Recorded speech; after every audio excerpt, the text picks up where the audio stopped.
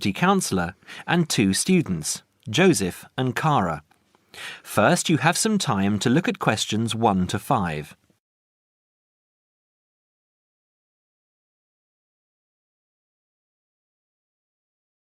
Now we shall begin. You should answer the questions as you listen because you will not hear the recording a second time. Listen carefully and answer questions 1 to 5. Hi, Joseph. How are you today?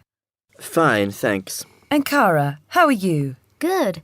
As we discussed on the phone earlier, I wanted to speak with both of you about the subjects you have chosen to study and how you are managing your time. Okay? Yes. I think so. Okay, so I'll start with Cara. You've been here for how many months now? I've been here for 6 months. How are you finding it? It's good. I'm enjoying the course. And what about life outside? Are you making friends and socializing? Not really. People here are quite closed. They don't talk to you. I see. So, what do you do after classes? I usually go home and study, and I might go out for a walk, but never really with anyone. Sometimes my roommate Louisa comes with me, but she always seems to be busy. How is this affecting your schoolwork? I don't think it is, but I miss home. Cara, what I suggest for now is that you look into joining one of the social clubs on campus. There are a variety of them. You can go camping, skiing, snorkeling, painting, dancing, reading, horse riding, rowing. There's a list on the school website. Have a look and work out which one you're interested in and which suits your timetable. You'll meet friends that way and people who have the same career interests as you. As for the subjects you've chosen for a career in microbiology, I think you should look into dropping one of your subjects and picking it up again next year as a minor. You have a lot on your plate, and this will just cause great pressure. It doesn't mean that you aren't coping, but you're doing about 10 hours more than the average student a week. Think about it, and we can make another appointment to discuss it. When are you free? I have an hour free usually on Wednesdays at 11:30. Okay, good. Come to my office at 11:45 and wait in reception. Okay? Okay, I'll see you then. Before you hear the rest of the conversation, you have some time to look at questions 6 to 10.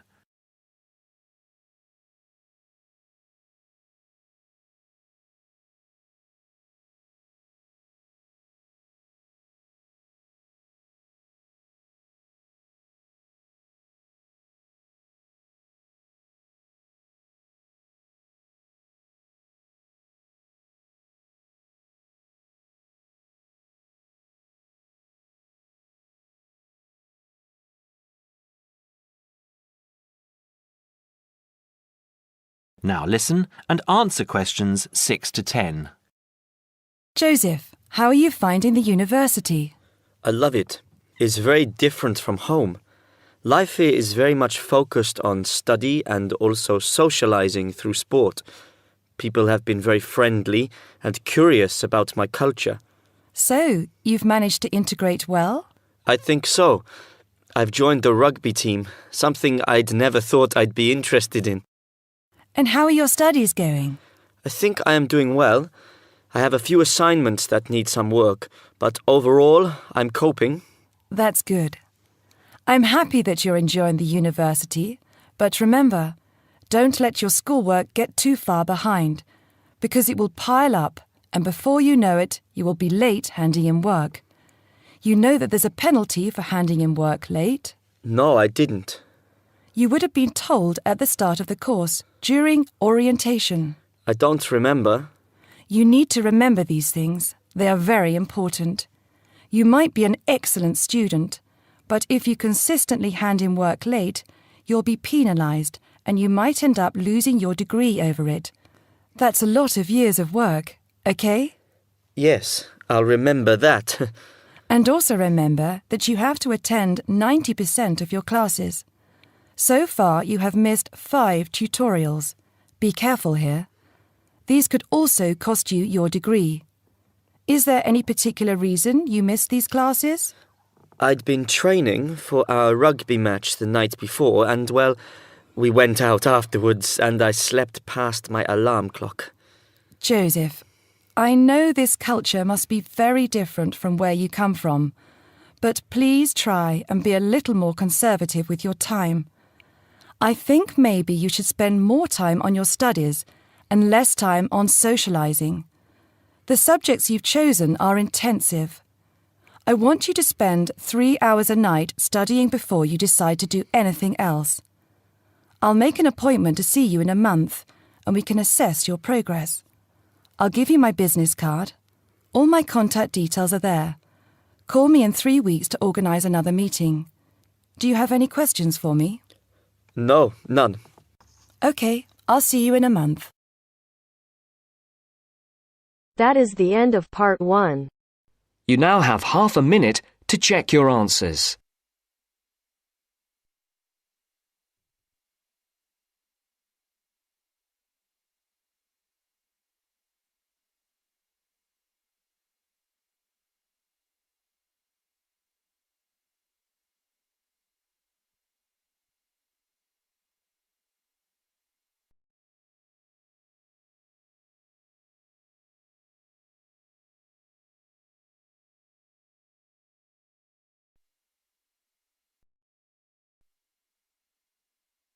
Now turns to part 2. Part 2. You will hear a salesman giving information to house owners about an alarm system.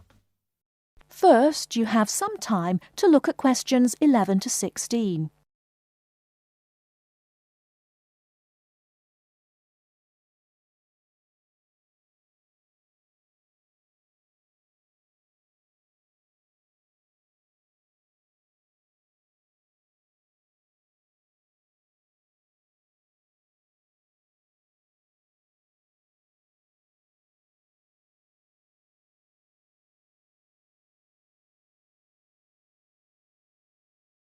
Now, listen carefully and answer questions 11 to 16.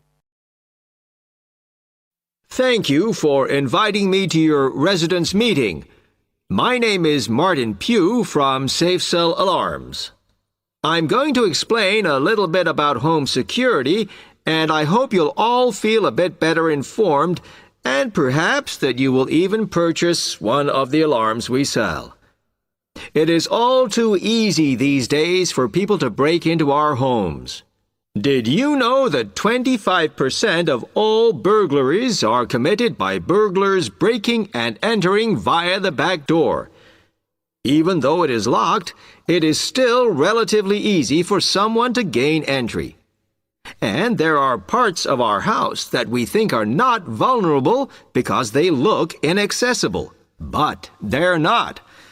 So, if you're trying to protect your home, you should make sure the top floor is covered by that protection, not just the ground floor.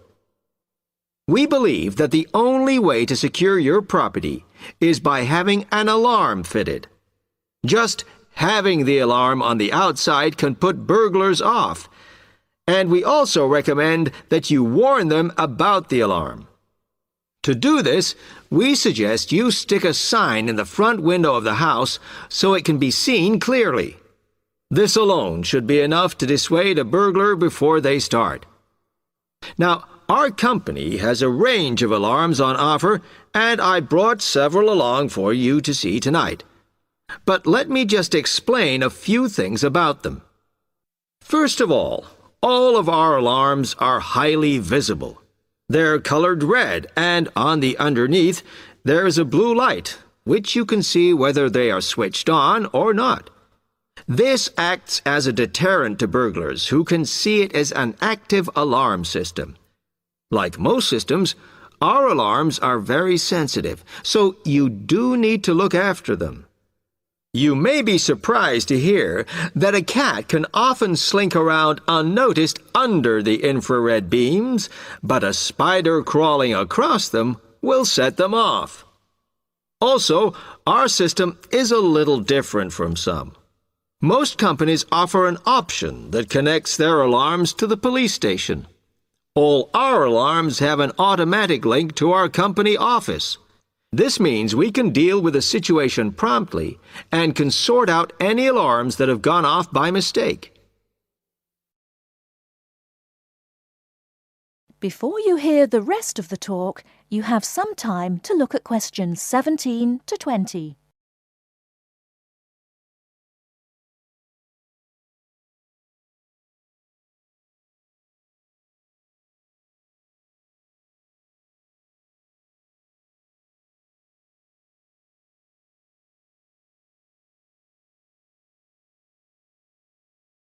Now listen and answer questions 17 to 20.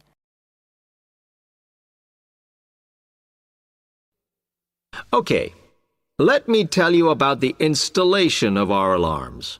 Later on, I'll show you some house plans and diagrams of how the alarms operate, but you don't have to worry about them being intrusive, as we normally put them in hallways rather than individual rooms. The diagrams show you how the beams work to cover the whole house in this way. Oh, one small thing while I remember is don't leave your security code in your house.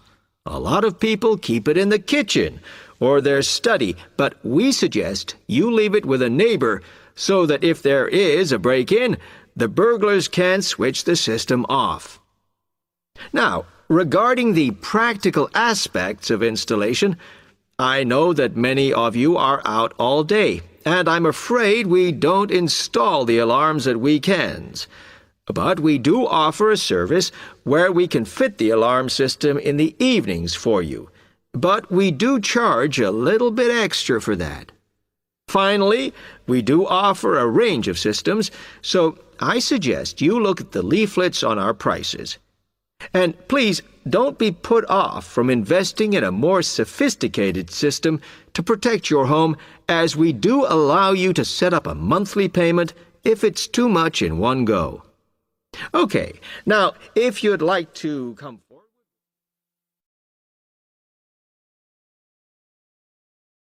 That is the end of part 2. You now have half a minute to check your answers.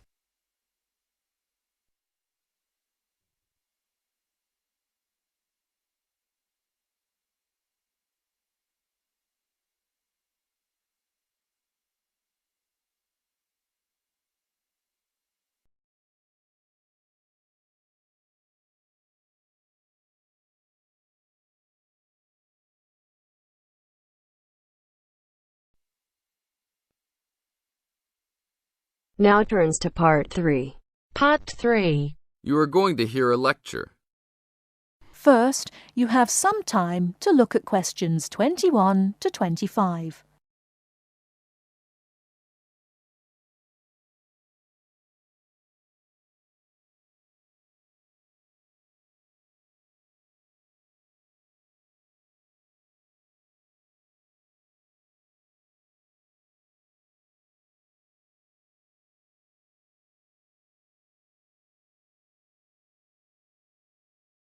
Now listen carefully and answer questions 21 to 25. I'd like to introduce Rebecca Bramwell, an artist and illustrator who has come along today to talk to you all about getting your first job or commission as an artist. Over to you, Rebecca. Thank you for inviting me. I remember when I graduated back in 1983, I was very excited about getting my first commission. My degree was in fine art, and I'd worked long and hard to get it. I was an enthusiastic student, and I never found it difficult to find the incentive to paint. I think as a student... Now turn to Section 4. Section 4. You will hear a lecture about staying healthy in university. First, you have some time to look at questions 33 to 40. London being settled by the Romans explains their lust for blood. By about AD 200, the administration of Britain was divided in two. York became the capital of Britannia Inferior and London of Britannia Superior. Around the same time, the city also acquired its famous walls, probably about 20 foot high. Why did they build such high walls? It was a protective measure which may have been due to civil war, initiated when Governor Claudius Albinus tried to claim the imperial crown in Rome. Was paganism still predominant then? Yes, but Christianity appears to have reached the province at an early date, and only a year after the religion became officially tolerated in the empire. London had its own bishop, Restitutus, who is known to have attended the Imperial Council of Arles. You really delve deep. I think you'll do well on your tutorial paper. Good luck, David. Thanks.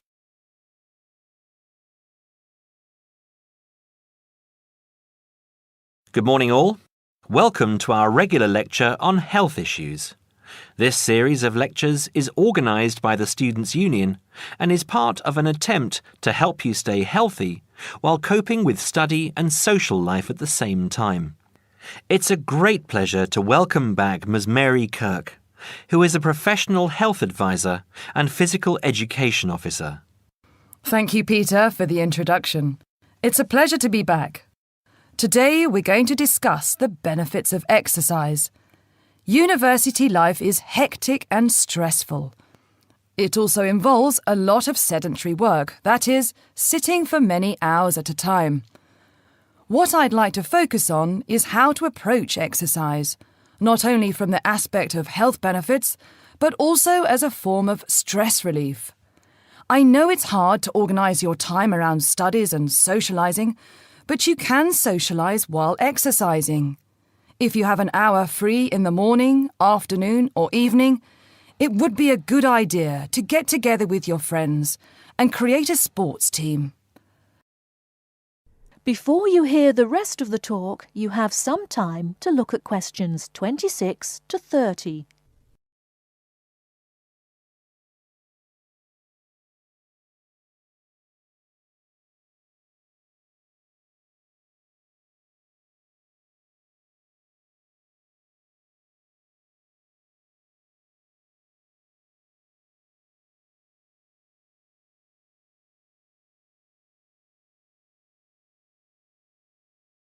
Now listen and answer questions 26 to 30. The grounds of the university are ample enough to support every student's need to become active. There are also readily available facilities at your disposal, such as a football field, tennis and badminton courts. There's also a swimming centre, and within that building is a gymnasium, with a variety of programs such as aerobics and weight training. If the idea of attending one of these facilities seems daunting, then you can walk along the river. Oh, and that reminds me, the university also offers rowing. If there is a sport that you're interested in that's not on offer, you can approach either your student union representative or speak with Sports Administration Manager, Mr. Lawrence Cavendish. Now, I want to talk about why exercise is beneficial, physically and emotionally. The obvious results are physical. You can keep fit by using muscles that ordinarily don't get used in the classroom. The health benefits are astronomical. You'll live longer, be happier, and look good. By building muscle, you strengthen your bones, a definite advantage for women in their later stages of life, as women are prone to osteoporosis. It also strengthens your heart. Yes, don't forget your heart is a muscle, and the more exercise you do and the harder you work, the more blood is pumped from your heart to your brain. Now this brings me to the psychological advantages of exercise. When we are active, endorphins are released into our brain. An endorphin is a chemical that is released when your heart rate is pumping beyond its normal capacity. It's the same as adrenaline. You can actually feel when endorphins kick in. You feel a rush, almost a high. The benefits of this are numerous. Your brain works at peak capacity for a longer period of time. Your awareness is maximised, and the fatigue you usually feel at 4 o'clock in the afternoon will be non-existent. In one word, exercise makes you sharp. Now, I'm not saying that you should overdo exercise, because too much of anything can be dangerous. But if you think about your daily routine, you spend about 6 hours a day in lectures and another 2 or more hours studying. That's a long time to be sitting. And that is a long time for your body not to be moving around. So try and find at least 1 hour a day to get some exercise. If you can't fit in 1 hour a day, try 1 hour every second day or half an hour a day. You will see rewards instantly. You'll feel great and look great. This I can promise you. That is the end of part 3. You now have half a minute to check your answers.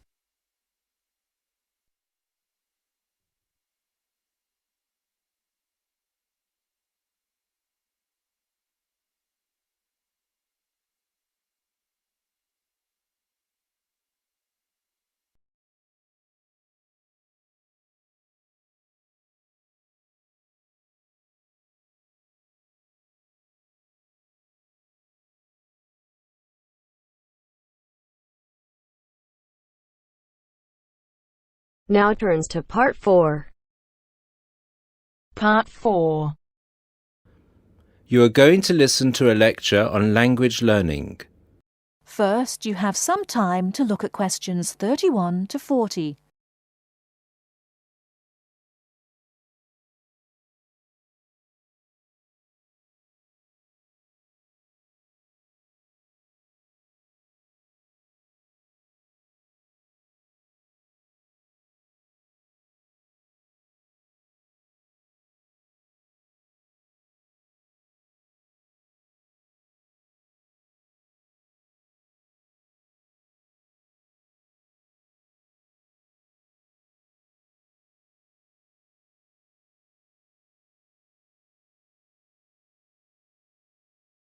Now listen carefully and answer questions 31 to 40.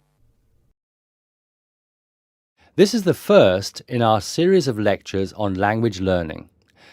The topic I'd like to deal with today is what makes a successful language learner? There's been a lot of research into what makes some people learn a language faster than others.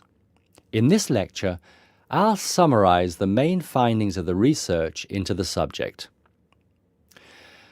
There are many factors that influence how quickly one learns a foreign language, of which exposure to the target language seems to be one of the most important factors to consider.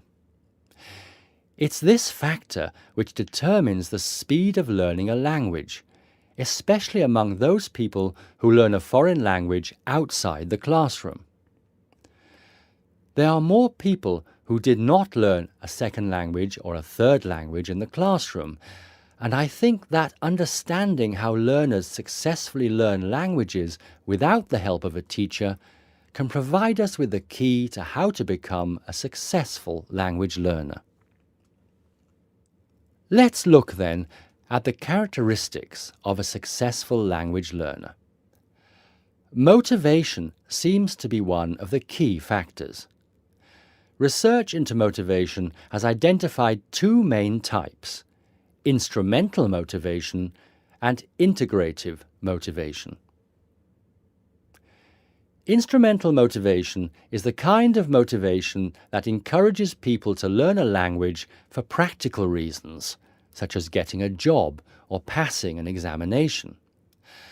Learners with this kind of motivation intend to use the target language as a tool or instrument to help them achieve a goal.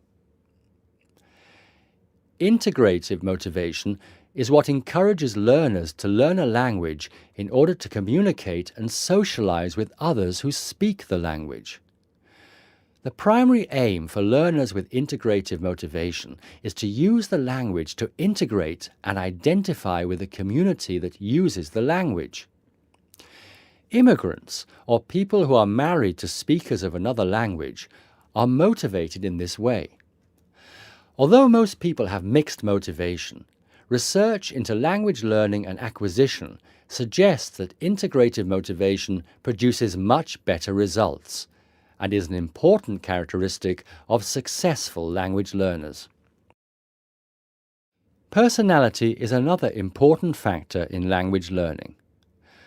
One does not need to be an extrovert to learn a foreign language, but willingness to experiment and take risks is essential. Introverted or anxious learners who are afraid of making mistakes find it harder to learn a language. Good language learners will try to experiment with different ways of learning vocabulary or grammar until they find the way that suits them best. Language is a complex system. Successful language learners often design complex learning systems to master a language. They think about how they learn and organize their learning accordingly. They develop their own learning style and use a range of learning skills such as efficient revision techniques, systems for learning and organizing vocabulary, the ability to monitor their own speech, and the ability to plan their learning. Finally, age is another major factor to be borne in mind. Children seem to be in the best position to learn a foreign language rapidly and with the best results. Older learners can also be very successful and become proficient at using a language. Adult learners who make decisions about their learning and are independent of the teacher, who are analytical and aware of how they learn, and who take responsibility for their learning, stand a very good chance of learning a foreign language successfully. Could go wrong, what fame brings, but success is a finicky thing, and if you ain't sure, no, it'll never be. I don't wanna let my